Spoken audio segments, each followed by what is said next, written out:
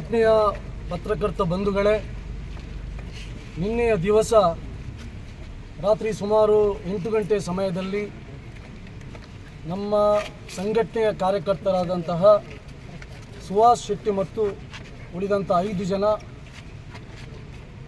ತನ್ನ ಕಾರಲ್ಲಿ ಹೋಗಬೇಕಾದ್ರೆ ಜಿಹಾದಿ ಇಸ್ಲಾಮಿಕ್ ಭಯೋತ್ಪಾದಕ ಮುಸಲ್ಮಾನರು ಆ ವಾಹನವನ್ನು ಅಡ್ಡಕಟ್ಟಿ ಸುಹಾಸ್ ಎಂಬಂತಹ ಒಬ್ಬ ಹಿಂದೂ ಕಾರ್ಯಕರ್ತನನ್ನು ಹತ್ಯೆ ಮಾಡಿದ್ದಾರೆ. ಇದೊಂದು ಪ್ರೀ ಪ್ಲ್ಯಾನ್ಡ್ ಮರ್ಡರ್ ಮತ್ತು ಇದರ ಹಿಂದೆ ನಿಷೇಧಿತ ಇಸ್ಲಾಮಿಕ್ ಉಗ್ರವಾದಿ ಸಂಘಟನೆ PFIಯ ನೇರವಾದಂಥ ಕೈವಾಡ ಇದೆ.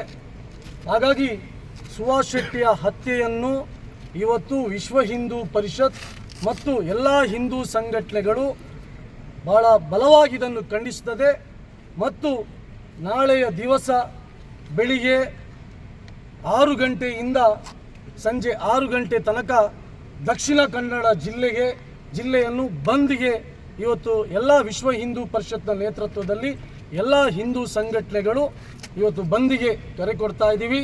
ಹಾಗಾಗಿ ಸಮಸ್ತ ದಕ್ಷಿಣ ಕನ್ನಡ ಜಿಲ್ಲೆಯ ಎಲ್ಲ ಹಿಂದೂ ಬಂಧುಗಳು ಒಬ್ಬ ಹಿಂದೂ ಕಾರ್ಯಕರ್ತನ ಹತ್ಯೆಯನ್ನು ಖಂಡಿಸಿ ಎಲ್ಲರೂ ಸ್ವಯಂ ಪ್ರೇರಿತವಾಗಿ ಅಂಗಡಿ ಮುಂಗಟ್ಟು ಆಫೀಸ್ಗಳು ಯಾವುದೆಲ್ಲ ಇದೆ ಎಲ್ಲವನ್ನು ಬಂದ್ ಮಾಡಿ ಈ ಹತ್ಯೆಯನ್ನು ವಿರೋಧ ಮಾಡಬೇಕು ಎಂಬುದನ್ನು ನಾನು ಈ ಪತ್ರಿಕೆಯ ಮುಖಾಂತರ ದಕ್ಷಿಣ ಕನ್ನಡ ಜಿಲ್ಲೆಯ ಎಲ್ಲ ಜನತೆಗೆ ನಾನು ಕರೆಯನ್ನು ಕೊಡ್ತಾ ಇದ್ದೇನೆ.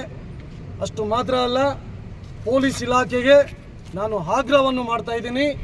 ಈಗಾಗಲೇ ಒಂದು ಸಾರ್ವಜನಿಕವಾಗಿ ಇವತ್ತು ಬಜ್ಪೆ ಎಂಬಂಥ ನಗರ ಭಾಗದಲ್ಲಿ ವಾಹನವನ್ನು ಅಡ್ಡಕಟ್ಟಿ ರಾಜಾರೋಷವಾಗಿ ಒಬ್ಬ ಹಿಂದೂ ಕಾರ್ಯಕರ್ತನನ್ನು ಹತ್ಯೆ ಮಾಡಿದ್ದಾರೆ. ಇಷ್ಟರ ತನಕನೂ ಅವರನ್ನು ಬಂಧನ ಮಾಡುವಂಥ ಒಂದು ಪ್ರಯತ್ನವನ್ನು ಕೂಡ ಇವತ್ತು ಪೊಲೀಸ್ ಇಲಾಖೆಯೂ ಮಾಡಿಲ್ಲ.